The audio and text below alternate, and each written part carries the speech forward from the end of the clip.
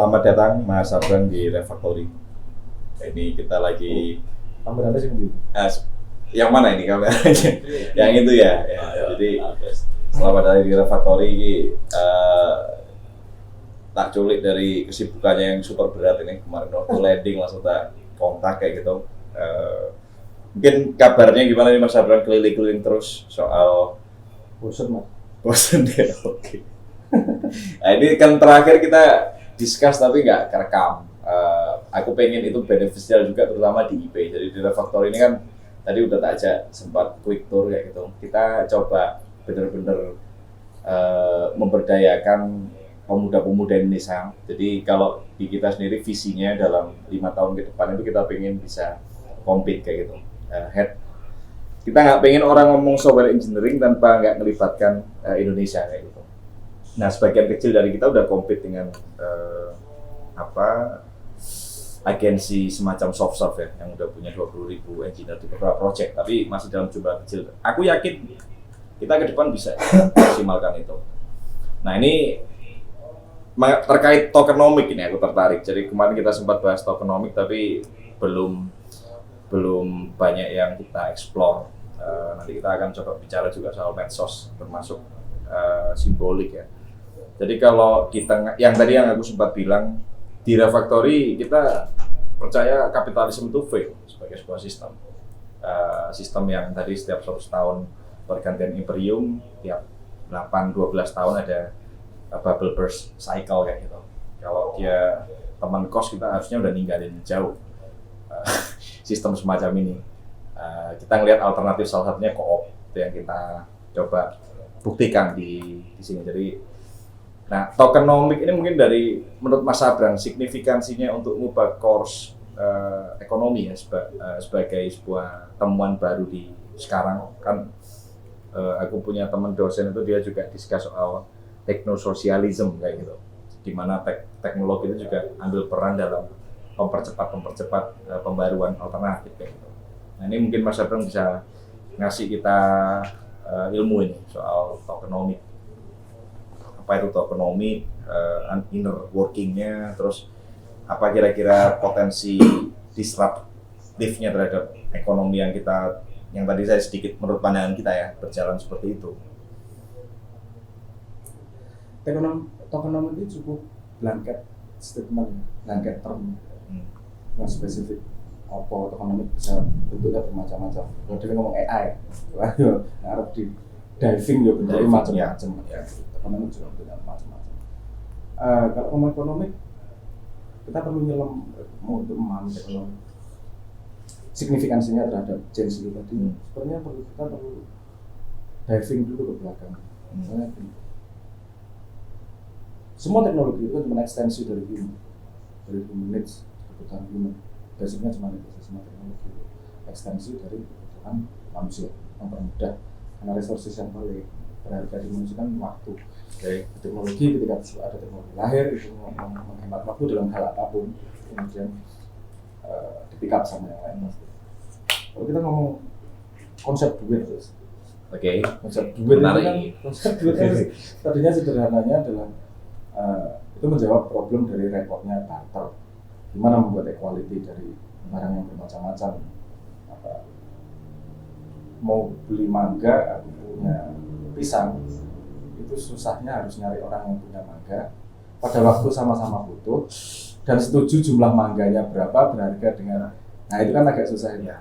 Nah kemudian ada solusi pakai uang.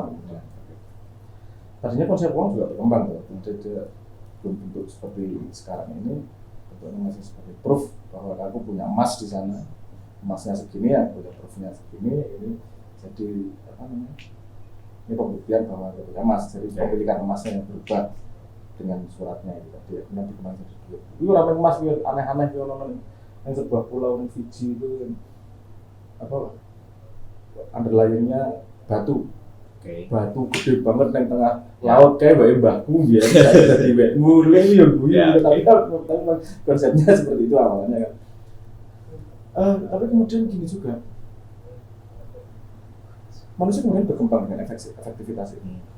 Efektivitas itu berkembang, terus jumlah barang yang trading juga semakin banyak. 2015 saja SKU di New York jumlah barang perintilan sepedanya barang itu 10 miliar. 10 miliar jenis loh, bukan jumlah jenis barang 10 miliar yang di trading. Itu apakah emas kemudian cukup untuk bisa mensupport besar sampai kecilan transaksi dengan speed liquidity seperti itu? Nah, kan sementara growth emas sendiri sekarang 98%, 98 atau 99% emas yang beredar itu di mining dari abad pertengahan. Kita baru ini miningnya juga sangat sedikit. Pertumbuhan kebutuhan terhadap transaksi dan kebutuhan dengan emas yang ada lainnya nggak cukup ngejar. Mau dipecah seberapa? Akhirnya 1 kilogram emas buat bisa jamin 1000 kali. Itu sebenarnya beres nih. Itu sebenarnya nggak fair. Kalau ngomong apa sih kapitalisme. Sampai kemudian 1970 itu dilepas. Wes kamu bisa nyetak uang sendiri tanpa harus ada underlying emasnya. Ya. Mulai dikacau. Gimana? Keputusan untuk menciptakan uang yang bisa di trading, dipercayai bersama sebagai berharga, tidak disandarkan kepada real value, nggak kepada emas atau platinum atau silver atau apapun, tapi disandarkan pada keputusan pemerintah. Ya tergantung kemudian main strategi antar pemain yang memiliki currency yang berbeda. Nah, kapitalisme kemudian fail. Menurutku kalau ngomong sebagai blanket term bahwa kapitalisme fail, aku nggak setuju. Ya view-nya di situ ya. Karena dia juga memecahkan masalah, beberapa problem. Kita lihat statistik kemiskinan poverty di dunia 200 tahun ke belakang sampai sekarang. Harus diakui bahwa poverty berkurang jauh, kemiskinan berkurang jauh. Saya nggak ngomong kapitalisme bagus ya. Tapi kalau premis awalnya itu kan altruism yang dipaksakan. Kalau kamu nggak contribute to society, kamu nggak punya akses terhadap goods yang diproduksi oleh society. Jadi manusia dipaksa untuk contribute to society agar nek kowe ora gelem investasi ke society, ya kamu nggak punya hak ambil apapun dari society. Nah, itu kan mekanisme itu dijembatani oleh duit itu tadi, kapitalisme. Nah, terus kemudian jadi berkembang setelah Luca Pauli dari bookkeeping dan seterusnya itulah. Nah, terus kemudian lebih pasar saham, kompleks itu kemudian besar. Bahwa kemudian tidak beres, yes, saya agree bahwa seperti semua, nggak usah ngomong kapitalisme saja. Agama ketika masih ada nabinya, ya apik. Lihat generasi ketiganya jadi alat politik juga endingnya. Itu hampir semua sistem itu. Awalnya memang idealis awalnya. Kemudian semakin banyak yang main, semakin banyak yang tahu gameplaynya dan kebawa sama human nature bahwa dia pengen dominan over yang lain, dia pasti berusaha gaming the system sehingga dia yang paling kuat di situ. Ini corruption of capitalism menurut saya bukan hal yang unik. Corruption terhadap religion juga ada, corruption terhadap law juga ada, corruption terhadap demokrasi juga ada. Ini saya melihatnya justru resting di human ya. Karena pada fundamentalnya semua sistem itu pasti punya hierarki. Ini kompleks loh, Bu. Apa harus berpaham apa? Ya. Tapi pasti ada hierarki gini sehingga ada central power. Kalau kapitalisme central power ada ledger yang terlengkap, ada di bank nih kemudian. Demokrasi harapan kita kan ada kontrol tiga itu indikatif, legislatif dan seterusnya itu. Apa yang terjadi kalau tiga itu malah kerjasama, bukan saling kontrol tapi malah kerjasama keplek ngapusi rakyat. Ini rakyat kan teriak-teriak, mau gimana nih? Ini sudah yang terjadi dengan bank. Ini sendiri Bitcoin kita ngomong Bitcoin dulu ya. Bitcoin itu kemudian gain popularity juga karena sebuah login di PayPal, di mana terjadi transfer duitnya di sana nerima tapi yang di sini nggak kurang. Ya. What the hell, kalau kamu megang ledgernya, kita nggak megang ledger, kita nggak tahu nih apa yang terjadi. Coba bisa aja kamu nyetak duit setiap saat. Ini coba tak hold di sini dulu. Jadi tadi Mas Sabrang ini udah membahas pertama soal teknis kuliah tadi. Jadi ada underlying yang udah nggak jalan. Jadi kapitalisme ini bahkan berjalan hampir tanpa underlying artinya di poin ini. Nah, tokenomics tadi berusaha jadi menyediakan solusi teknis ya, berarti ini Mas Sabrang ya, solusi teknis. Nature-nya kan gini tadi, nature-nya semuanya centralized. Oke. Nah, teknologi blockchain Tokenomic adalah efek samping dari blockchain tersebut. Ekonomi yang terjadi ketika blockchain dijadikan koin, dijadikan token, kemudian terjadi interaksi di situ, itu tokenomicnya. Ada tendensi bahwa ini semua diredistribusi kayak gitu. Yes. Harusnya kan gitu semua harusnya. Karena teknologi komunikasi sudah tinggi, many to many, semua bisa ngomong apa aja, semua bisa ngobrol apa aja. Informasi bisa disperse sangat cepat. Ketidakpercayaan terhadap central authority itu semakin besar. Dengan kata lain ini sebetulnya adalah bentuk natural dari demokratisasi ekonomi ya, masih dalam hal teknis Mas ya, belum mekanismenya lah paling enggak. Nah, yang dimulai awal kan idenya kan itu sebenarnya pengen nabrak gimana kita nggak centralized sehingga ledgernya kita distribusi aja nih. Nah, kemudian lahir Bitcoin itu dengan premis yang dia dengan teknikalnya masih banyak masalah lah dengan beberapa dan segala macam. Tapi sebenarnya idea sound, secara idea oke, menarik. Dan dia menurut Mas Abrang jawab problem underlying tadi? Belum ya? Belum. Ini belum sampai ke situ. Awalnya kan cuma pada motif bahwa kita nggak bisa mempercayakan sesuatu pada central authority ini. Karena mereka ternyata nggak pakai underlying pun tetap nyetak uang. Kita nggak bisa. Ya, itu salah satunya. Oke. Paling sederhana Iya, nanti malah cerita ekonomi terlalu kompleks ya. Tapi banyak regulasi yang memang skew ya, menggeser kemudahan ke klaster kelompok tertentu tidak menjadi gameplay yang fair. Problem utamanya kan itu kan, kita bareng-bareng kok gameplaynya nggak fair. Harapannya pemerintah dan central authority itu membuat game itu jadi fair, harapannya kan gitu. Tapi ketika pemerintah atau central authority justru menggunakan kekuasaan itu untuk kepentingan pribadi, kan yang lain nggak mau main nih. Kalau nggak mau main gimana nih? Gameplaynya apa? Kita ngomong game teori. Kalau nggak mau main kita bikin game sendiri aja nih. Yang meng-counter itu, kita nggak ada central authority nih. Semua tahu sama tahu nih. Lahirlah blockchain. Lahirlah Bitcoin dan blockchain. Nanti dari fundamental blockchain, ideas distribusi itu, kemudian lahir idea macam-macam nih. Blockchain, bet, segala macam itu. Nah terus karena mekanisme ekonominya, misalnya ada flash loan, pernah dengar nggak flash loan? Ini nggak mungkin ada di dunia di dunia normal gitu. Yang bisa minjem 7 juta dolar tanpa jaminan bisa, tapi cuman harus 1 detik, bukan 1 blok. Aku jile mengembalikan dalam 1 blok karena kuantifikasi kan pakai blok itu. Nah, gunanya buat apa? Buat redistribusi kalau ada imbalance di. Nah, kalau buat aku fenomena yang persis barusan yang Mas Sabar sampaikan ini persis flow dari kapitalisme, karena kapitalisme itu kan dicirikan terutama ya pada upaya akumulasi kapital itu sendiri. Artinya dia sudah nggak lagi memandang altruisme yang Mas Sabar tadi sampaikan di awal. Menurutku loh ya. Jadi kalau contoh tadi persis tunjukkan, indikasikan, bahkan kalau mau ekstrim orang bertaruh di pasar saham itu kan untuk sesuatu yang disastrous kayak gitu, sesuatu yang dia udah nggak peduli lagi soal ini baik atau buruk. Yang terpenting adalah akumulasi, proses akumulasinya tadi. Menurutku di situ ketika kapitalisme itu went wrong menurutku. Nggak hanya di situ soalnya, gini. Naluri untuk mengumpulkan sesuatu itu tekos yang ngono. Ya, oke. Enggak usah manusia. Setuju. Tekos saja. Bukan naluri itu loh. Rebutan makanan, aku dapat makanan yang paling banyak. Tekos itu punya naluri itu. Menarik gitu ya. Maksudnya gini. Sistem itu gunanya untuk membuat fair play. Yang paling keputusan yang paling bagus untuk future itu kita invest lebih banyak kan gitu. Kalau ngomong dari level growth society. Terus semua gameplay pasti ada flow-nya dari level of the game. Setuju. Nah, kebetulan orang-orang yang punya naluri kayak gitu tuh, kan yang naluri altruism juga banyak. Yang naluri ngumpulin itu banyak juga yang pokoknya. Ya. Kalau gini, pakai terminologi dari evolution science atau dari evolusi.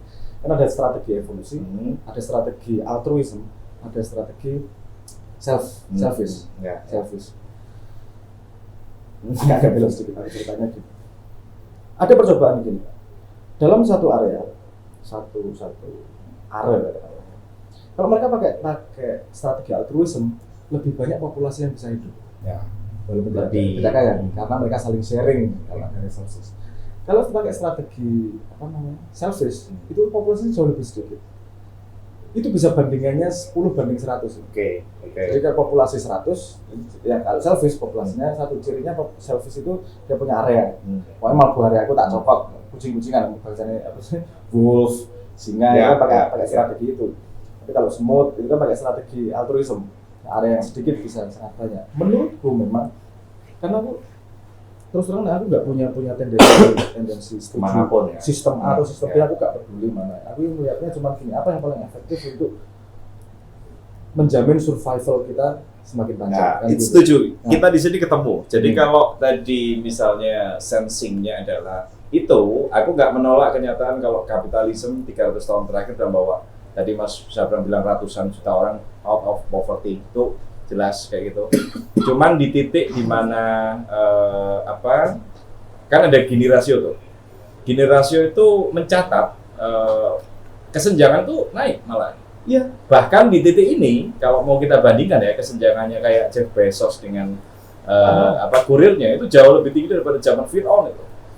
Nah itu 5 juta orang terkaya Indonesia Ya. itu sama dengan 100 juta orang Nah, miskin di kalau Indonesia. kita pakai Itu logik memang. survival tadi, atau kalau mau agak dalam kita pakai teorinya Hegel tuh, histori ini punya tujuan.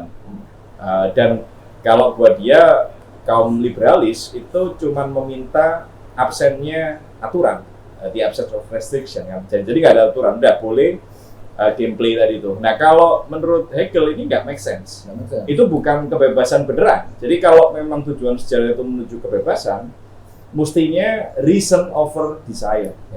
Jadi reason tadi yang Mas Sabang bilang reason survival itu menurutku super reasonable, dan kesenjangan tadi dan sistem ini memungkinkan kesenjangan tadi. Ya, ini efek samping langsung dari kapitalisme. Sampai langsung.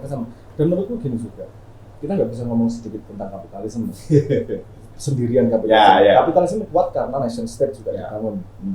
Konsep nation state dengan law-nya, dengan demokrasinya. Ini nation state dibutuhkan agar kapitalisme nggak mati. Tapi posisinya ketika kapitalisme lebih kuat daripada nation state, nah ini mulai kacau. Nah itu ada Keynesian segala macam muncul itu waktu Lah yang pemimpinmu disponsori karo perusahaan A, nah Ya. dadi lah yo Ya. semua kebutuhan perusahaan A mau gimana ya tetap dipenuhi. Nah itu sekarang problemnya adalah pada posisi di mana kapitalisme jauh lebih kuat daripada nation state. setuju. Padahal dua-duanya kelemahannya sama.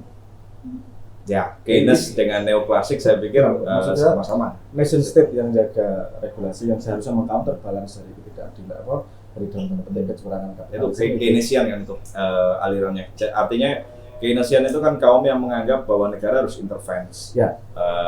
Kalau enggak ini orang-orang ini bakal bunuh diri mereka sendiri sebetulnya, punya tendensi itu kayak gitu. Aku pengen satu langkah lagi soalnya. Apakah kita melihat fakta itu? Apakah di Indonesia pemerintah mengcounter balance? Misalnya kan gitu itu Wah, kan ini- yang menyedihkan lagi. Ya, itu aku mungkin nggak ditalkin lah kita diskusi soal itu. Ya, jadi nih bentar aku diminta deketin ini biar suaranya kedengaran.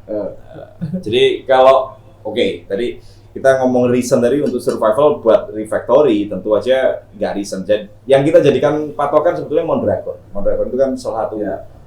dia ekonomi terbesar di Spain, nomor 7 kayak gitu, punya 100.000 employee, semuanya self owning ini. Jadi di kita bukan orang bukan berarti nggak boleh punya rumah, mobil, ya nggak boleh punya supercar misalnya, atau punya rumah, villa sampai yang sebetulnya nggak make sense itu. Kalau kita pakai teori reason over desire ya, itu kan yang dibentuk sama kapitalisme itu desire. Jadi kalau Hegel nyontohkan Ya, ini, ya. yang ada di masyarakat yang menganggap bau badan itu wajar. Ini contoh yang dia kasih. Ya udah, berarti orang agak bau nggak apa-apa. Tapi kemudian ada orang yang mikir membuat preferensi baru, diciptakan deodoran. Jadi semua pilihan atas desire kita sebetulnya selalu ada pihak yang diuntungkan tadi.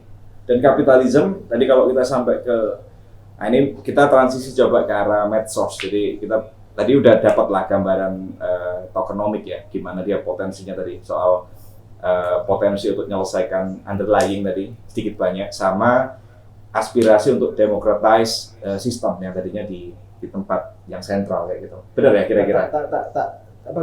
Garis bawah lagi. Itu nggak memecahkan masalah directly, memecahkan masalah underlying. Karena blockchain sendiri nggak punya underlying. Belum ya.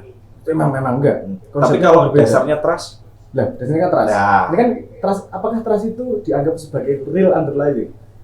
Enggak Ya. juga. agak susah. Ini perdebatan ini. Ini Agak perdebatan susah. ini. Bisa Nah, kalau dia tapi- benar-benar konsisten bisa. Gini, sampai ngomong orang, berarti itu haram menurut agama. Nah, sampai ngomong iya, itu berarti legal menurut agama. Lagi implikasinya besar ini. Serius yo. Serius, karena pada faktanya sekarang kita pakai currency itu juga trust kok basicnya. Basicnya trust. Kalau Harari kan nyebutnya bahkan itu yang jadi distingsi antara manusia dengan hewan lain. Jadi kalau kita ini bisa hidup di dua realita. Kalau hewan kayak monyet misalnya, udah dia tahunya sungai, gunung kayak gitu. Kalau kita di tempat asing sama sekali komplit nggak kenal, kita ngasih uang bisa dapat sesuatu yang useful. Kalau monyet misal pegang pisang ditukari uang, dia pasti bilang ini kamu kira aku manusia. Dia kan cuma hidup di realita Realnya. realnya. Manusia punya Dunia dua abstrak. realita tadi, sehingga Dunia trust ideal. menurutku bisa jadi asalkan benar-benar fully reliable ya. Tapi dampaknya aku belum Ini kan, belum kita aja perdebatan loh ya. Controllernya. Jadi kalau trust itu kita juga depend on controllernya trust itu tadi. Jadi regulatornya.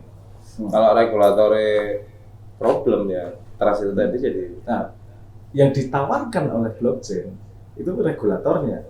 Regulatornya tidak pada single entitas. ini Tapi pada apa distributed algoritma. kan ke semuanya. Ada algoritma yang disetujui bersama. core-nya algoritma. Jadi mereka kayak gini, ki aku udah peraturan ini.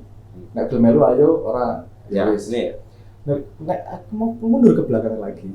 Untuk bisa membaca bahwa aku setuju konsep ini atau tidak, berarti manusianya harus bisa baca coding loh ini. Ya, Makanya digital literasi yang dikonsep sama pemerintah kita pisu-pisu Nah, what the hell, itu faktornya juga digital literasi itu banyak kemampuan yang banget. bisu-bisu soal itu. Kowe ra iso nulis coding ra apa-apa wes, tapi at least bisa baca. Ya, literal lah ya. Literal, itu logiknya gimana sih? Setuju, Kamu setuju. bisa punya, sehingga trustnya punya fondasi itu. Ya. Karena aku ngerti logikanya gini, aku setuju tak nyemplung nih. itu bisa jadi Itu dasar. jadi kemudian demokrasi, ekonominya demokrasi itu kan. Punya potensi. Tapi ada problem gini juga, menungso ini penuh problem. Seperti ini sama problem desire of reason itu tadi. Ya. Ini berhubungan langsung dengan IQ human. Gue tidak bisa mengharapkan IQ human di bawah 90 untuk bisa menggunakan reasonnya dengan dominan. Indonesia rata-rata IQ tahun 2021, laporan terakhir itu 78,54. Nggak bahaya ya. IQ 75 itu borderline idiot. Sorry, Kalau di kita berapa batas IQ-nya? kita rata-rata IQ 78,54. 90 ke atas ya.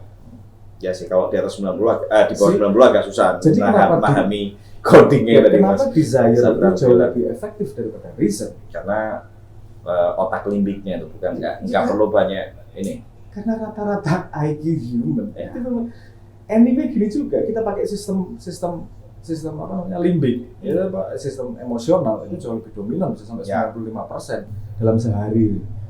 Decision yang kita buat. Desain yang kita buat itu pakai sistem satu. Tapi kalau kita terus-menerus melatih bagian kontrol otak yang reason bisa juga karena semuanya kan soal gimana kita enggak ya. Enggak, itu gue pandangan liberal.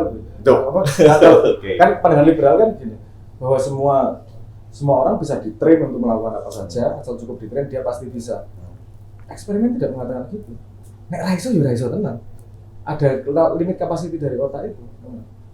Misalnya ada eksperimen di gini, IQ 83 ke bawah, itu kamu train untuk melakukan apa aja, dia bisa melakukan pasti dengan kesalahan. Jadi kok nyapu wes, nyapu dari depan sampai belakang, itu ada fail pasti. Ya, tapi Di bawah 83. tapi kalau kita ngelihat ini kalau dalam hal itu agak ini ya, misal contoh kayak gini, si Mourinho kemana aku nyontoin ke anak-anak, itu dengan bahan yang enggak fully ideal ya. Kayak ini Mas Saul. Surya. Jadi kalau tak kasih contoh Mourinho tuh FC Porto itu klub apaan? Bukan klub apa-apa, tapi dia bisa bawa tim yang punya tadi capacity dan seterusnya itu terbatas jadi juara Euro. Jadi menurutku enggak. Ya oke, aku setuju ada batasan, ini mungkin batasan teknis ya dari IQ yang tadi itu disebut. Tapi ada contoh-contoh eksperimen nyata di luar sana yang menunjukkan orang bisa di-push ke arah yang kita pikirkan nggak mungkin. Gini. Kayak gitu. IQ itu, ini olahraga, gini. IQ itu kita sering salah tangkap ya, arti IQ itu apa sih? Arti IQ itu kemampuan manusia untuk menampung pikiran abstrak dalam sekali waktu. Seberapa lebar sih pemikiran abstrak yang bisa dia tampung? Nah, olahraga itu gak butuh pemikiran abstrak. Perlu dong. Penerapan taktik. Kalau yang bikin planning ya. Kalau ya. pelakunya pokoknya Melayu aku pengen naluri gini biasa itu seperti mapping. Berarti mapping orang itu digunakan sebagai apa? Nek Mourinho ini pinter. Tapi nek pemainnya pokoknya ngelakoni ini dino-dino tak ngakoni ini. Ya, poinku tadi bukan berarti dia bisa, tapi dengan formulasi yang tepat dia bisa mencapai hal-hal yang cukup. Oke, berarti kan Nah, kalau itu pertanyaan justru gini. Bahwa harus ada patronage. Ya. Ada yang IQ-nya mampu untuk membuat peta itu dipatuhi oleh orang-orang yang tidak sampai. Nah itu kan formulasi yang sudah ada sejak zaman agama. Kita taklid karo mursyid, kamu percaya sama kiai dengan asumsi kiainya jauh lebih pandai daripada daripada muridnya, misalnya kan gitu. Kita juga punya idola-idola kok. Oke, urusan ini idolanya gini, urusan ini idolanya gini. Anyway, kita kalau urusan kesehatan kita nggak ngotot dengan pendapat kita kok. Nah, kita ini ke dokter karena ini agak kan gitu. agak mulai bergeser yang tadi itu. Jadi kalau itu normalnya gitu normatifnya, tapi kalau Tom Nichols nulis soal matinya kebakaran, terutama diekspos ketika vaksin kemarin ya. Jadi teknologi ini mulai membuat orang banyak dapat informasi, tapi ilmunya sebetulnya nggak terlalu banyak. Gitu.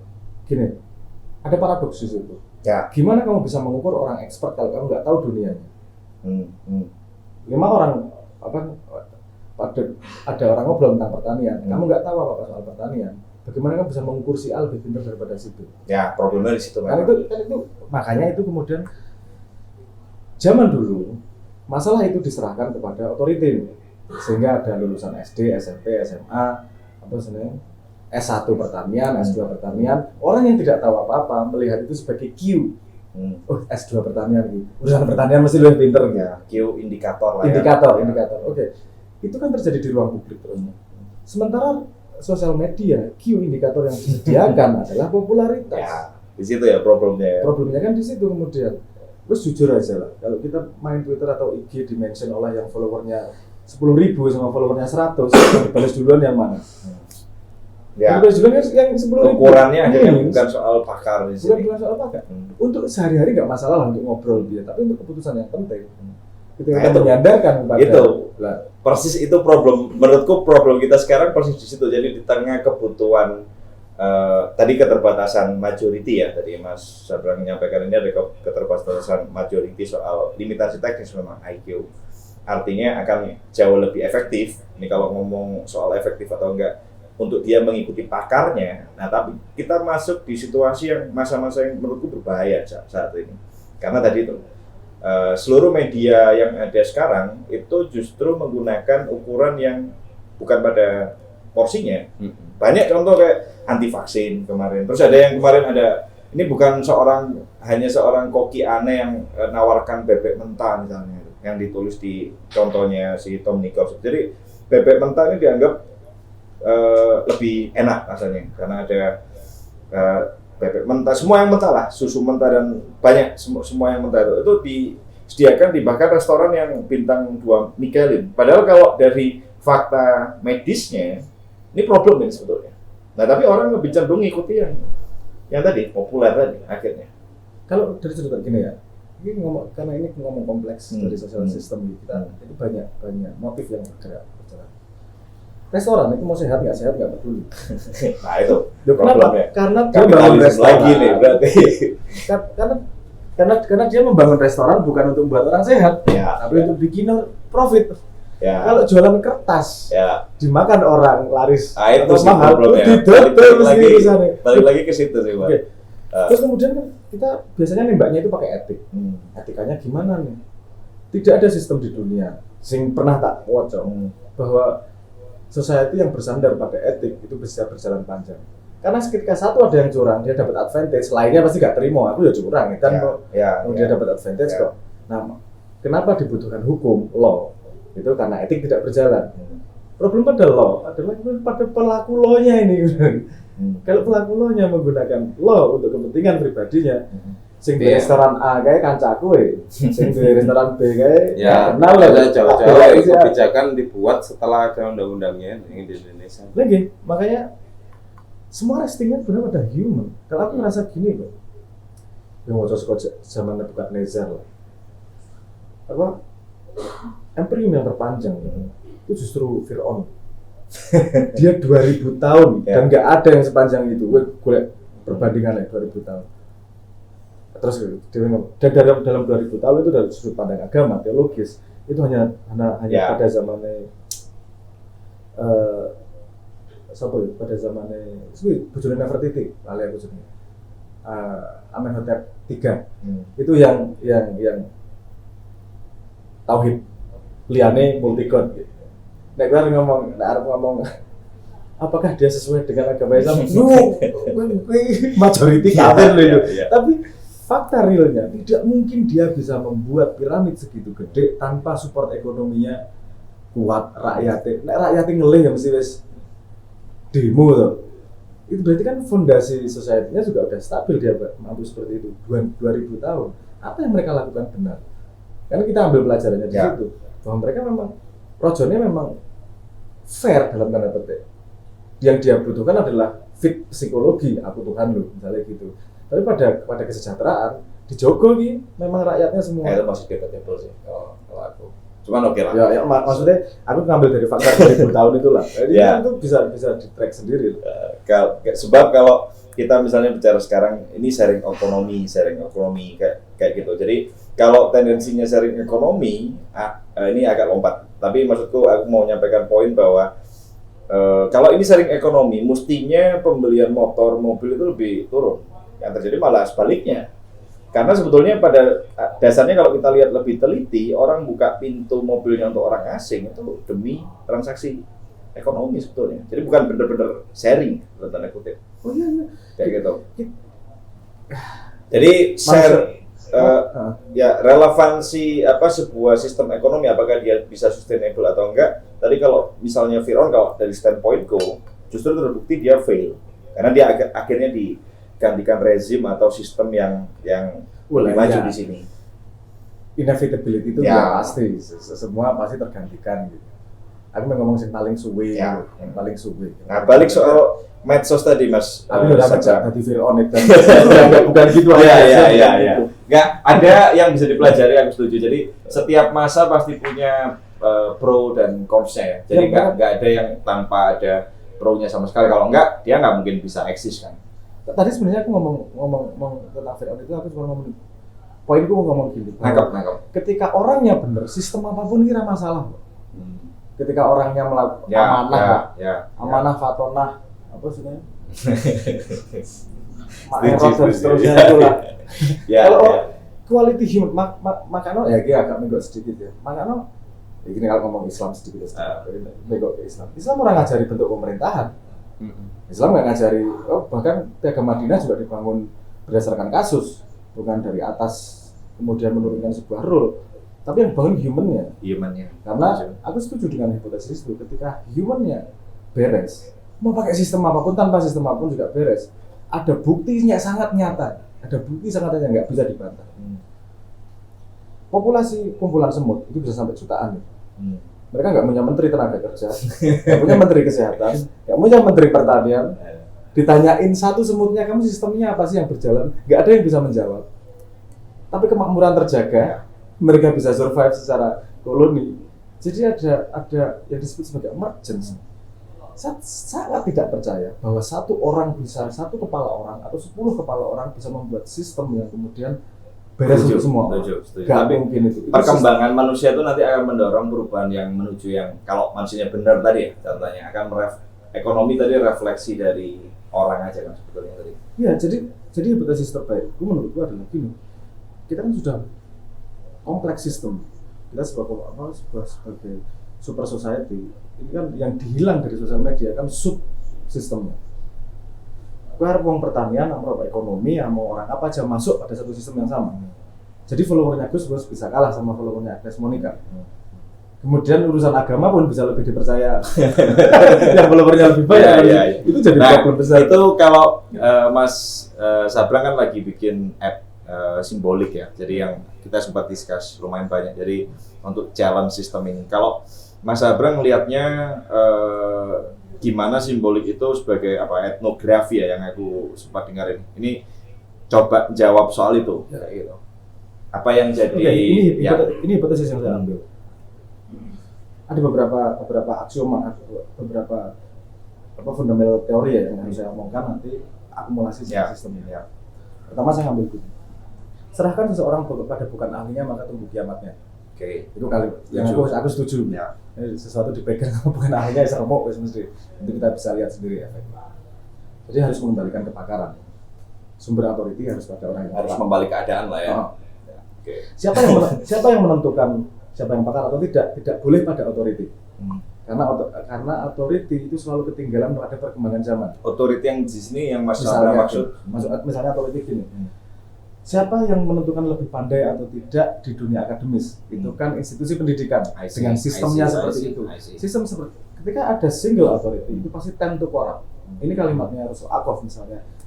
Dia kalimatnya gini, institusi pendidikan seharusnya menjadi institusi yang paling punya potensi untuk merubah masa depan. Faktanya mereka adalah institusi yang paling lambat berubah. Itu kalimatnya Russell Ackoff. Jadi, dan kita melihat faktanya sendiri bahwa authority ekonomi, duit, authority kekuasaan, authority hukum, authority ketika dipegang oleh satu orang, tend to corrupt, mudah dikorup nih. Jadi harus ada mekanisme yang membangun emergence. Membangun emergence itu apa? Authority yang terbangun dari interaksi banyak. Seperti semut itu tadi. Semut ini kenapa bisa rapi gitu? Syariatnya yang luru kok, sederhana. Dia hanya melakukan 2 syariat dengan sangat disiplin. Ya. Syariatnya yang silaturahmi nak ketemu semut liyo. Salaman. Dan satu lagi berani menjadi. Nah, gimana dong berani menjadi? Jadi mereka ada mekanisme gini. Aku salaman. Oke, aku udah salaman sama 100 semut, gak ada petani. Aku tak jadi petani, wes. Sehingga terjadi balance work of force tanpa ada single authority. Tanpa ada yang nyuruh. Artinya dia melihat ada ruang untuk dia mengambil fungsi baru. Cuman pegang 2 syariat itu. Makanya agama. Tapi syaratnya tadi disiplin ya Mas Abrang. Ya makanya agama kan yang dibangunkannya itu. Bangunkan akhlak disiplin agar kamu gak usah mikir pemerintahan. Kalau semua beres akan muncul sendiri nih yang yang capable di situ akan muncul sendiri yang harus pegang di situ. Kita nggak tahu siapa nih. Tapi kalau kita semua fair pada sebuah akhlak tertentu, kan agama konsepnya gitu. I agree dengan itu. Dan di sini Mas Abrang coba memulai menginisiasi platform yang memungkinkan mekanisme itu terjadi seperti itu. Dan gini juga, nggak mungkin. Gitu. Semua teknologi itu pasti mengamplifikasi porsi masyarakat tertentu. Ini sebuah teori yang lain. Pada spektrum masyarakat, coba kita lihat IQ, mesti ono sing bawah sampai tinggi. Ono sing kekuatan bawah tinggi. Tinggi badan bawah tinggi. Selalu ada seperti itu. Kemampuan ekonomi, kemampuan olahraga, verbal IQ, seterusnya pasti ada seperti itu. Nah, teknologi itu kemudian mengamplifikasi seporsi tertentu. Misalnya teknologi, mekanisme yang bisa diteknologikan. Salah satu contohnya mekanisme Scopus di akademis. Itu mereka mengamplifikasi orang-orang yang memang memproduksi jurnal. Sehingga new knowledge terbangun. Berarti harus juga ada mekanisme yang untuk cultivate itu maksudnya Mas. Ya, semua mekanisme pasti cultivate something. Pasti cultivate portion of society. Nah, teknologi sosial media karena berangkat modalnya adalah dari motif utamanya adalah mencari duit. Sehingga yang dia cultivate adalah yang tengah nih, bukan yang paling pintar. Karena bel distribusi itu yang paling banyak populasinya adalah di tengah. Sing pinter ora urusan, sing goblok monggo ketinggalan. Sing penting yang tengah-tengah ini pada ribut satu sama lain, sehingga duitnya paling banyak. Sehingga kalau kemudian yang kita lihat di ruang publik adalah mediocrity, mediocre mediocre, ya karena memang itu diamplifikasi oleh sebuah platform. Kalau mau ngomong platform simbolik yang pengen saya desain itu bukan mengamplifikasi yang di sini, juga bukan mengamplifikasi orang yang pintar. Saya pengen mengamplifikasi orang yang cukup pandai untuk mau berkontribusi pada masyarakat. Menjadi ada tadi kayak semut tadi ya. Jadi gini, cycle yang akan dibangun. Gimana poinmu tinggi? Itu ketika mampu menjawab masyarakat atau ketika sharing ilmu. Fungsi berarti. Jadi dia naik nih, tingkatnya di situ. Kayak Stack Overflow berarti. Dalam hal itu ya. Stack Pada saat Overflow. satu titik di situ, bedanya cuma algoritma hitungannya aja. Aku itu tak jelas. Itu rumit juga. Aku bangun dulu soal algoritmanya. Apa sebenarnya? Kenapa butuh orang yang paling banyak kontribusi? Karena yang kita butuhkan untuk society lebih panjang, bukan orang yang paling pintar, Tapi yang kontribusi. tapi yang mau untuk investasi Kata ke kuncinya. publik. Kalau dia investasi, pinternya dipakai investasi ke dirinya Nggak ada sendiri. gunanya juga. Ya. Saya senang kapitalisme sih. Iya. Kan ya investasi untuk diriku sendiri. Setuju. Kalau dia mau investasi untuk publik, itu yang perlu kita angkat menjadi patron. Iya, Kan idenya iya, gitu. Bayangkan kalau memang kita memilih DPR atau bupati yang memang behaviornya adalah kontribusi untuk Problemnya Society. ini nominasi, belum ada yang ngomong platform, udah nominasi aja ini. Maksudnya udah muncul toko tanpa orang tahu dulu apa nggak ada platformnya. narasi, Nggak ada narasi. ya. Itu kesalahan ya. Karena di DPR ya goblok sih milih. Membiarkan itu ya. Lihat tuh, ya ini belok sedikit. Ya. 2019 kita ribut siapa sopirnya. Sopirnya siapa yang benar, si A atau si B, nomor 1 atau nomor 2. Iya. Pertanyaan saya kan sederhana di mana-mana. Kalau kamu ke terminal, milih bis itu nyari sopirnya Atau arahnya. atau arah bis ya. Oke. Kita cek arah bisnya dulu. Ini nggak Ya. ada yang bahas arah bisnya, Nah. ribut sopirnya siapa. Nah ini menyangkut yang arah tadi Mas. Jadi agar memastikan kita bulan-bulan ini dibuat diet berita nih. Dan menurutku, aku sering bilang juga ke teman-teman di sini, itu dikarenakan sistem, yaitu tadi, ini sistem yang dimungkinkan di mana semuanya tersentral ke satu orang. Pemilik media besar ini kan 1-2 orang aja. Ya, ya. Begitu mudahnya dibaca kayak gitu, sehingga misalnya isu-isu lain yang sebetulnya harusnya jadi interest orang lain itu nggak termanifest dalam berita. Kita dipaksa diet satu berita aja, atau 2 lah paling nggak ya gitu. Nah itu ngatasinya gimana idenya Mas Sabrang di simbolik ini agar dia nggak terjebak di areal yang tadi barusan ku Ya, ya. Kita nggak bisa menghalangi itu juga, karena tahu efektivitas dari media massa. Tadi megang media massa adalah strategi yang sangat optimal Ya, untuk ngapa-ngapain lah. ya. Karena ini bisa Steering ngedrive ini. opini massa, Opini. opini massa. Itu perlu digeser kan gitu prosesnya. Gesernya gimana? Kalau lagi-lagi otoriti aku nggak setuju. Oke. Tapi ada problem di sisi lain dari human sekarang. Kita tanya anak muda, banyak overthinking nggak? Dari overflow informasi segini banyak ini. Informasi segini banyak. Ini kemudian kemampuan untuk memfilter what's important, what's not ini jadi apalagi ditambah sama FOMO, Ya. fear of missing out. Ini jadi semuanya kayaknya Terutama penting. di China atau Korea itu yang Oke. terbesar ke FOMO tadi. Kita lihat 20-25 tahun terakhir ini sudah mulai settle nih. Ada movement dopamine detox, ada movement uninstall, BeReal BeReal mulai naik kan. Sebenarnya kita sudah mulai tahu nih, generasi natif digital udah mulai gimana nih handle-nya nih. Ini sudah mulai toxic nih. Kalau kita melihat strategi terbaik, human kan tidak mungkin invest di semua hal. Kita mungkin invest di 5 hal dalam hidup. Paling banyak gitu ya. Kalau dari ceritanya Warren Buffett, Ya, ya, dia kan ya. rekomendasinya kamu 5 aja yang kamu inginkan, kamu kejar 5 itu, lainnya kamu hindari. Optimalnya kan gitu. 5 ini apa nih yang memang kamu senang? Ekonomi kayak Programming. programming kayak dunia porno kayak terserah orang urusan, dunia Iya. mancing. Terus terang kalau aku kan nggak punya positif negatif. Orang urusan, aku harus senang dunia porno urusanmu. Kamu menginvest pada dirimu sendiri. Mungkin suatu saat kamu akan dibutuhkan oleh negara. Bisa ya kayak gitu ya. Kalau mau bikin undang-undang porno kan ada saksi ahli. Oke. Saksi ahli siapa? Sekarang nggak ada yang mau ngaku ahli porno kan gitu. Ya, belum. Tapi mau bikin undang-undang yang akurat kan mesti cari yang ahli. Harusnya ada juga ya yang mengarah ke sana ya. Mas, tak Mau cerita nggak nih, mau. Gini, kita nih manusia munafik ini sekarang. Iya, iya. Ada percobaan, ini belok sedikit aja, Iya. urusan porno nih. Iya. Ada eksperimen sosiologi dan psikologi di Inggris nih. Dia pengen mencari efek pornografi pada otak manusia. Dia mencari sampling anak umur 15 sampai 20 tahun. Kan harus dibandingkan kontrol grup sama eksperimen grup nih. Ya. Dicari grup yang suka nonton porno, dicari grup yang tidak pernah nonton porno. Lebih apa? Fail. Kan karena tidak bisa menemukan generasi muda yang tidak pernah nonton porno. Iya. Jadi apa namanya? Itu udah terjadi lah. Itu sudah terjadi. Tapi maksud saya gini, human punya affinity-nya masing-masing. Ini dari sudut pandang psikologi ya.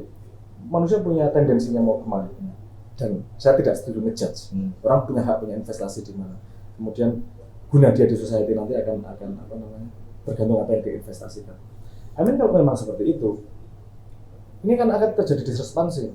Yang investasinya benar dia akan naik, Ya. mendapatkan pekerjaan mudah, dia dihargai, dia menjadi tokoh kan gitu. Yang investasinya buruk, memang dia tidak berguna untuk society. Dan memang harus ada gitu, nggak bisa semuanya naik. Pasti ada yang terbuang dalam society, pasti ada yang tidak berguna dalam tanda petik. Ini kan dari spread ini tadi, kan ada sebagian besar yang tidak sukses ini nanti. Jadinya kan follower dia. Pertanyaannya following siapa? Ya. Following Bisa yang punya akhirnya di decision, sana. yang punya decision tepat, kan society jadi lebih baik. Ya. Jadi membuka opportunity itu untuk siapapun menginvest apapun dalam hidupnya. Nah itu kita sedang di masa-masa yang menurutku penting sih, karena 2030 kita bakal ada tambahan bonus demografi. Nah ini disebut bonus, tapi sekali lagi selalu ada dua perspektif. Ini kalau ngikut tadi teorinya Mas Abrang bahwa ini potensinya bisa jadi liability sebetulnya.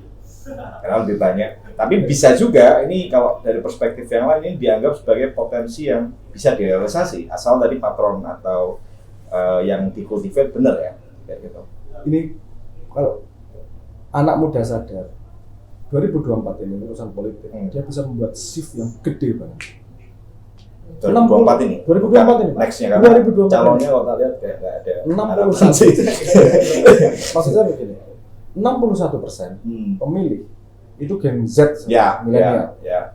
Means kalau mereka kompak milih yang punya narasi, Sesuatu. Tapi masih ada batasan taktis, Mas, threshold macam-macam itu tadi. Itu masalah lain. Nah, itu masalah lain bahwa pemimpin kita nggak ada yang punya narasi, bahwa bikin manifesto aja nggak pernah gitu. Jadi nggak butuh kok, cuma butuh trending topik hari Jumatan di mana. Pertanyaan itu bisa di perang politik. Seharusnya yang nolak anak-anak muda. Ya. Fuck, calon kok kayak gitu. Narasimu apa sih? Mau dibawa kemana sih? Ekonominya gimana sih? Terus ini kita problem parah loh nih. Ya, itu salah satu contohnya, 86% lulusan kuliah itu bekerja tidak sesuai dengan dia sekolahnya. 86 fucking persen loh. Ini bukan anomali ini. Ini kesalahan sistem ini. Kita nggak punya job market yang jelas, kita nggak punya database yang jelas. Seperti jenengan bilang, demand terhadap pekerja itu tidak berdasarkan demand industrinya, tapi duitnya itu paling high. Mana duit mana? Nah itu yang kita sebut. Tapi sistemik ini ya, problemnya sistemik. Cuma yang kita simpulkan bukan ya, itu soal kebutuhan ijazah. Menganggap ijazah itu adalah salah satu pintu masuk untuk ke dunia kerja. Akhirnya jurusan apa aja? Nah, ya, itu yang pengen saya jawab. Karena arahnya sudah jelas. Arahnya sudah jelas. Harvard sudah ngomong sekitar 5 tahun yang lalu.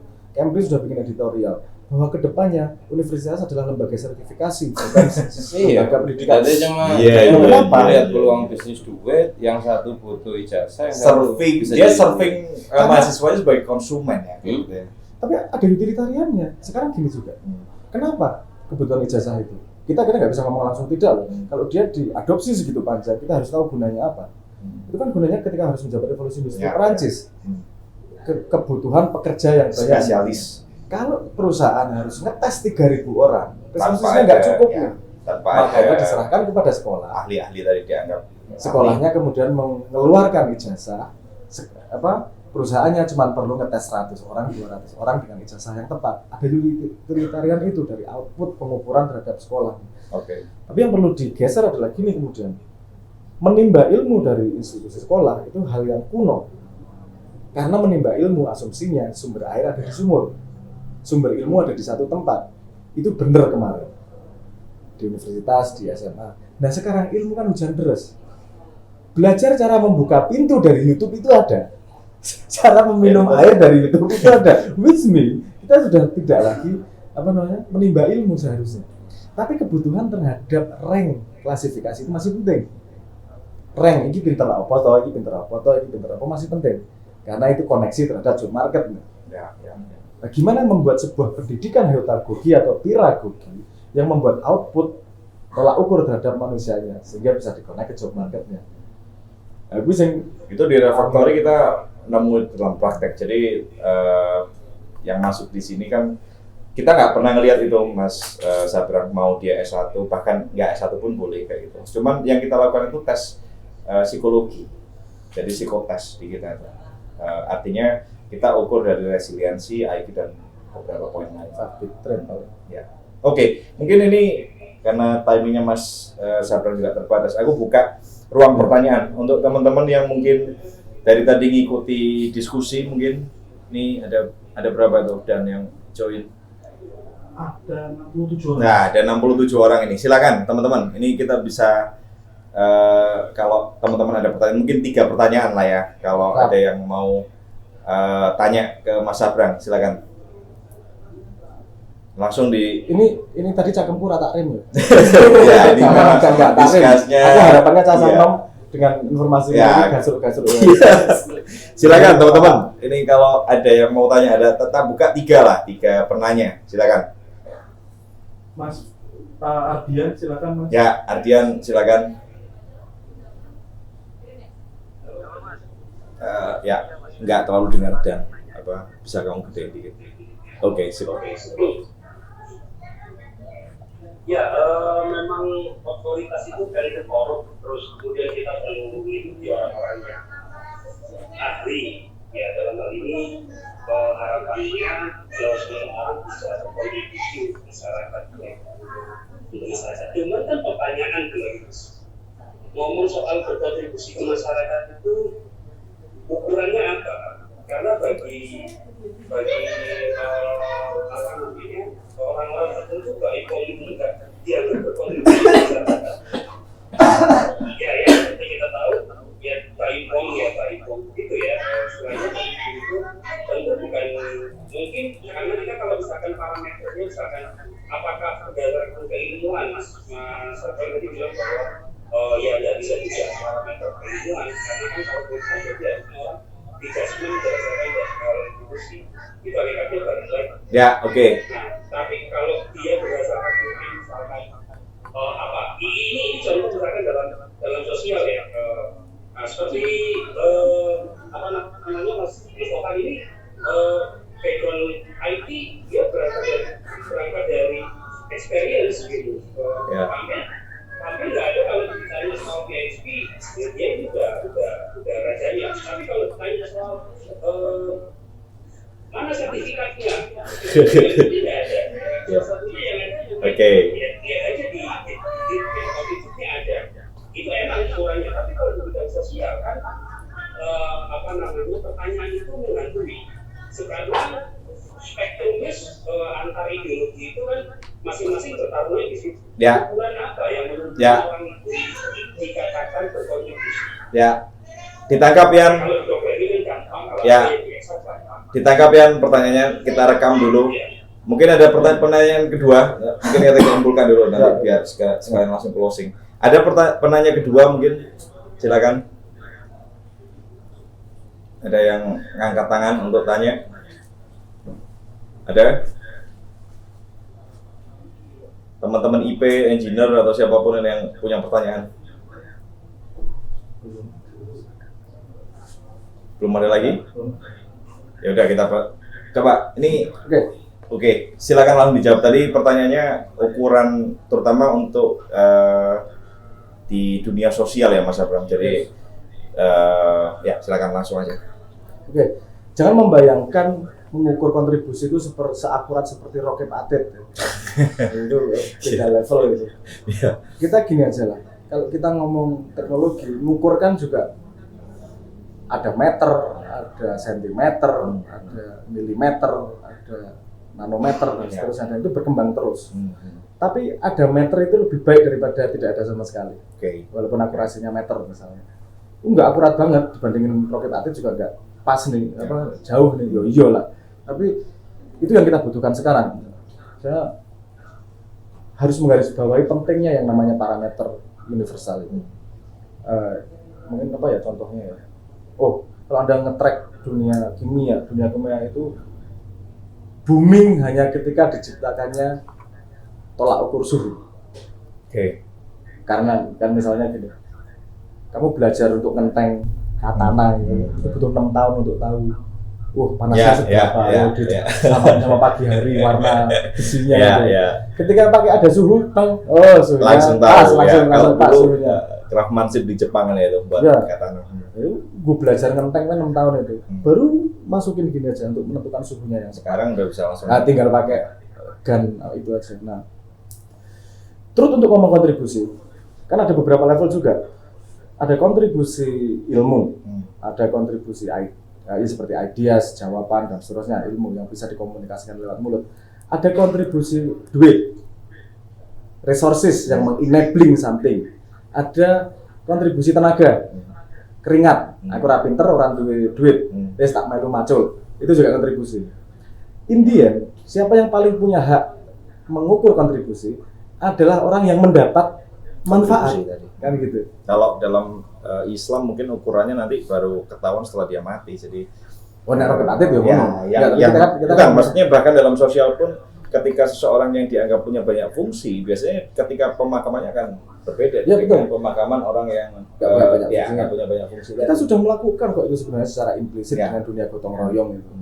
Orang yang nggak pernah ikut gotong royong mungkin dibantu. Nah ya tahu kalau dia punya apa namanya gawe di rumahnya yang datang ya sedikit kan gitu. Kalau mati ya suruh ngubur sendiri, berangkat sendiri kan. Nah sebenarnya mekanisme implisit itu sudah berjalan. Problemnya kan memang membuat itu menjadi exact digital. Ya. Nah itu yang hipotesis yang dibangun oleh simbolik sebenarnya. Dan kita berani ngomong gini. Kalau untuk urusan tenaga kita belum sampai ke sana bisa mengukurnya. Tapi kalau untuk urusan exchange ilmu kita sudah punya metodologi untuk mengukurnya seperti apa. Ya. Itu novel memang, itu sudah novel itu maksudnya itu baru memang. Kalau tanya seperti apa belum ada seperti apanya sehingga justru yang tertarik kemarin itu Inggris, Nottingham, Warwick sama mereka belum tertarik nyampe ya. Di sini belum nyampe Inggris. Okay. Menarik karena ini bisa dibuat untuk mengukur impact. Mengukur impact itu berguna untuk dunia akademis. Nah, itu ukurannya sebetulnya impact tadi ya. Impact. Pada akhirnya cuman satuannya saya bisa menjelaskan dengan detail bagaimana itu. Kenapa sosial media ini tidak bisa berdiri sendiri kalau tidak ada X-brain-nya. Itu gunanya salah satunya adalah untuk mengukur itu tadi. Ya. Karena mekanisme sederhana gini aja. Urusan kontribusi ilmu ya. Ya kamu simpan ke otakmu itu informasi yang berharga. Pasti ya. Kalau nggak berharga ngapain? Kalau kamu simpan ke otakmu pasti hilang sendiri ya. Ya kamu anggap berharga pasti kamu ambil, ya kamu anggap berharga nggak kamu ambil. Itu kan exact action bahwa sesuatu menurutmu cukup berharga untuk diambil. Kita bisa mengatakan bahwa yang memberi informasi itu memberi manfaat pada punya value kepada orang lain. Misalnya dalam dunia digital seperti itu. Saya bisa menjelaskan lebih detail tapi panjang itu. Oke. Tapi intinya itu problem utama. Saya nggak ngomong bahwa hipotesis berbagi manfaat terus kemudian nggak ngomong tolak ukurnya. Dan ini pun kalau menurut saya ini bakal jadi sebuah perjalanan panjang kan Mas Abraham. Artinya upaya membalikan keadaan ini dari posisi matinya kebakaran mau dibalik keadaan ini kan menurutku akan jadi ongoing proses yang nggak tahu. Karena pendirinya tadi aku sempat ngambil contoh Mondragon, dia waktu mendirikan sangat kecil ketika dia udah nggak ada ketika itu jadi raksasa ini. Nah, cuman tadi poin impact-nya itu sangat terasa. Di sana dia dianggap satu, dia rumah punya fotonya Jose Armandita ya. Kayak gitu. Jadi mungkin ukurannya bahkan bisa baru muncul nanti setelah cukup waktu yang cukup lama kayak gitu ya. Harapanku nggak lama sih karena cepat karena akselerasi ini tadi ya. Iya, kita perpindahan percepatannya di dunia digital ini super bisa sampai 3-4 kali lipat ya speednya. Yang paling kelihatan kan hardware Mas. Jadi kalau waktu kita SMP dulu masih pakai disket itu kilobyte, kita sekarang indikatornya udah petabyte. Artinya lompatan hardware itu sebetulnya ukuran akselerasi dan ukurannya jauh lebih kecil lagi, bukan tambah besar itu tadi. Itu juga berhubungan dengan kemampuan teknologi untuk sampai ke berapa nano, ke mikro. Kalau yang terakhir servernya Google terbesar itu Skylab yang kemarin itu yang bentuknya kayak tabung, itu ada pakai nitrogen cair itu yang super komputer itu kan yang bisa powering ya berapa juta konkuren kayak gitu. Quantum computing kayak gitu. Oke, ini menarik. Ada lagi nggak pertanyaan? Kalau kalau nggak ada, mungkin terakhir mungkin Mas Sarpeng bisa ngasih pesan buat anak-anak yang. Saya tanya satu lagi dong. Oke, silakan. Waktunya yang udah nggak apa-apa. Ya. Satu aja. Nah, kalau tadi pertanyaan utilitaris, pertanyaan etika, ini pertanyaan UI UX sih, Mas. Pertanyaan besar. Apakah salah? Menurut aku juga punya asumsi lain, Mas. Orang-orang yang pintar-pintar kan mengurusin itu punya waktu ya, Mas, untuk mereka itu handphone, bikin konten dan macam-macam yang kemudian mereka bisa share. Karena biasanya orang-orang itu ya mereka fokus ke pekerjaan. Mereka nggak punya tim, nggak ada orang yang nge-highlight. Kalau tuh ada, mereka harus bikin tim. Kayak waktu itu barusan aja tuh bikin tim. Sebelum-sebelumnya ya nggak ada, muncul-muncul sendiri. Nah masalahnya orang-orangnya itu kan mereka nggak ada spotlight. Lagi, sedangkan kita kepingin dalam secara nggak langsung kan kita kepingin mereka jangan misalkan platform tadi itu kan kepingin juga mereka ini jangan ditinggalkan, harus juga muncul lah. Sedangkan mereka ini apakah punya keinginan misalkan tingkatnya keinginan ya untuk begitu biasanya kok enggak ya? Ya. Kecuali Mas Abraham dan sebagainya yang udah memang biasa. Gimana menumbuhkan atau memunculkan urgensi? Mungkin bakalannya awalnya ngangkat handphone itu saya memang secara waktu memang ya luang ya. Ya, ditangkap ya. Ini aku tadi dipeseni dia ada tamu nih, jadi mungkin ini pertanyaan terakhir ya. Jadi tadi yang tak tangkap gimana menumbuhkan urgensi itu, Mas, di orang-orang yang memang harusnya punya panggilan terhadap itu. Memang kalau kita lihat misal tokoh bangsa aja, orang-orang kayak Bung Hatta yang punya pendidikan elit ya sampai di luar negeri, dia bahkan milih untuk dibuang kayak gitu. Itu kan gimana kita kalau buat dia ini Z-case panggilan jiwa ini. Nah, gimana itu munculkan urgensi itu ke orang-orang yang seharusnya punya urgensi itu? Ini whitehead social conformity. Gini, pertama, saya ngomong spektrum itu tadi. Yang pinter-pinter ini tadi tidak semuanya pengen kontribusi. Oke. Mungkin tidak punya Jelas, waktu dan seterusnya. ya. Ada dua area yang harus kita perhatikan. Pertama area pada motif humannya, kedua pada rumus bersama dengan MAP itu. Bagaimana sebuah inquiry, action terjadi ketika ada sweet spot antara motivasi dan effort yang dia harus lakukan. Kalau motivasinya tinggi, effortnya susah, tetap dilakuin. Tapi kalau motivasinya rendah, effortnya juga harus sangat rendah dia mau melakukan kan gitu. Oh. Itu memang challenge dari UI UX. Tapi ada yang bisa dilakukan oleh orang-orang lain yang tidak pinter misalnya. Sederhana kok. Dia melakukan sesuatu, itu feedback ke dia apa kan gitu. Kalau misalnya orang-orang yang memang tidak pinter menghargai orang yang pinter, dia posisinya naik pada sosial strata, kemudian akan terjadi lomba di situ. Yang tidak punya waktu akan meluangkan waktunya pasti, karena itu ada punya utility buat dia. Jadi ini yang kalau kita cuma mendorong, ayo tolong pinter bagi waktu toh, bagi waktu ngajari kita toh, itu juga stupid kalau cuma nunjuk maksa orang. Kita yang merasa dapat ilmu, coba kasih penghargaan dong. Kamu dapat ilmu, tak voting. Apakah kamu memberi ilmu, tak kasih voting nih. Itu behavior yang justru lebih susah menurutku. Dan behavior berterima kasih. Katakanlah kita berterima kasih kepada orang yang mau memberi ilmu walaupun dengan tulisan sedikit atau menjawab masalah. Dan poin yang tinggi dari didapatkan orang-orang itu, kita secara sosial menghormati orang itu lebih tinggi daripada orang yang tidak mau berkontribusi. Ini kan akan terjadi movement secara sosial. yang itu bisa dijelaskan juga secara chemical sih, ketika seseorang diapresiasi dia ada chemical yang jalan kan akhirnya itu sama.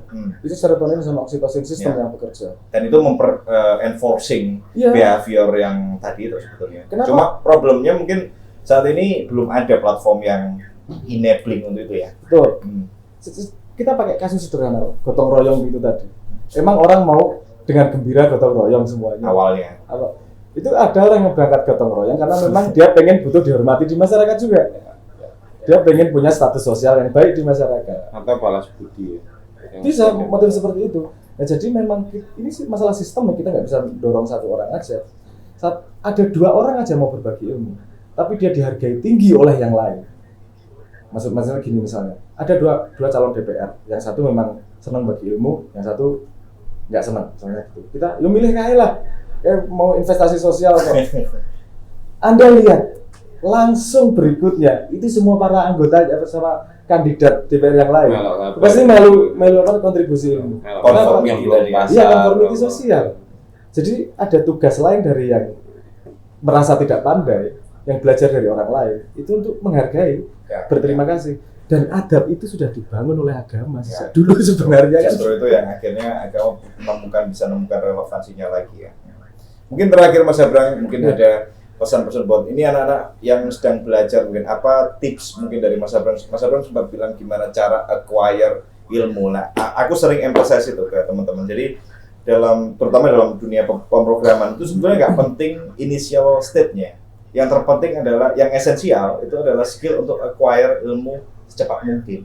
Nah, mungkin Mas Abram bisa ngasih tips gimana orang bisa acquire ilmu dengan mastering ilmu untuk mencari ilmu lah kayak gitu. Fundamentalnya sebenarnya itu tadi, fundamentalnya aja tidak pengen mengedaunkan teman-teman. Fundamentalnya memang IQ tinggi itu belajar lebih cepat. Oke. Fundamentalnya memang Oke. itu trait dari efek Oke. IQ. Tapi bisa gini ya, conscientiousness-nya tinggi misalnya, dia IQ nggak tinggi, tapi dia rajin misalnya gitu. Ditambah metodologi yang tepat, itu bisa belajar lebih cepat. Saya nggak bisa ngomong sekilas nih tentang belajar cepat, karena ada metodologinya, ada Feynman method, ada bahkan ngambil gini. Yang dijawab oleh simbolik itu gini, semua teknologi itu mengekstensi human. Kan tadi premisnya seperti itu. HP mengekstensi kemampuan komunikasi, network mengekstensi kemampuan komunikasi, misalnya listrik mengekstensi kemampuan fisik misalnya gitu. Pertanyaannya gini, teknologi yang mengekstensi kemampuan otak yang mana? Kan belum ada. Mengekstensi kemampuan otak kan belum ada. Itu yang coba dibangun di simbolik dengan X-Brain. Tapi seperti yang lain, kalau sepeda itu kamu ya perlu belajar naik sepeda untuk bisa menggunakan sepeda. Harus sering dipakai. Traktor ya belajar cara pakai traktor untuk bisa pakai traktor. Nah, X-Brain ini sekarang kalau gimana cara memakai X-Brain itu juga ada pelatihannya. Dan aku rasa ngomong nanti secara sederhana itu butuh metodologi yang cukup panjang itu. Aku sekitar 2 jam itu iso ngajari tentang metodologi Zettel Kasten, Daniel Kahneman dan seterusnya lah. Untuk bisa akuisisi ilmu secara cepat, permanen, tapi juga tidak menghabiskan waktu. Karena juga. Tapi tadi bisa tak emphasize bahwa tadi Mas Abram bilang harus berlatih menggunakan. Jadi kalau sekarang kita di era di mana logik itu agak jarang dipakai. Kuncinya gini lah sebenarnya, kalau ngomong kunci. Sebenarnya kuncinya literasi.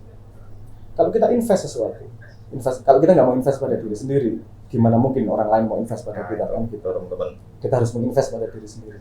Investasi apa sih yang perlu kita lakukan? Cari investasi yang leverage-nya paling besar. Leverage-nya paling besar itu artinya kita nginvestnya sedikit, kepake seumur hidup. Contoh yang paling nyata adalah literasi. Kamu belajar membaca setahun, kepake seumur hidup. Baca. Iya. Yang belum nih sekarang. Literasi kan baca dan tulis. Ya, tulis ya. Membaca kita sudah. Tulis itu menguatkan. Nulis itu gimana sih? Nah, tulis nggak cuma jadi esai, nggak cuma jadi skripsi, tapi ada metodologi menulis yang mengamplifikasi kemampuan otak untuk mengkomprehensi informasi. Itu sih nggak nggak pelatihan atau universitas itu. Mantap sih ini. Thank you banget Mas Sabrang untuk kehadirannya di sini dan ngasih banyak materi. Tak pikir semua peserta di sini bisa juga dapat benefit. Nah, akhirnya nggak hanya aku ini dapat benefit. Jadi thank you udah ngeluangkan waktu di tengah jadwalnya yang padat. Mungkin nanti kita bisa ngobrol lebih lanjut lah soal kerjasama simbolik, karena saya pikir kita super align sih di sini. Sekali lagi thank you Mas Sabrang. Mungkin untuk kalimat terakhir yang spesifik ini tadi kan spesifik, bukan nggak spesifik kan, tapi untuk teman-teman human kan, yang spesifik untuk teknologi di sini misalnya kan ada teknologi untuk urusan knowledge mungkin perlu selalu memperhatikan perkembangan di 4 area di ARG. Apa itu? Decentralized, artificial intelligence, reality, augmented atau virtual reality, dan satu lagi quantum computing. Itu fondasi dari future ada di 4 area itu. Mantap. Thank you Mas Abrang. Siap. Ya. Oke.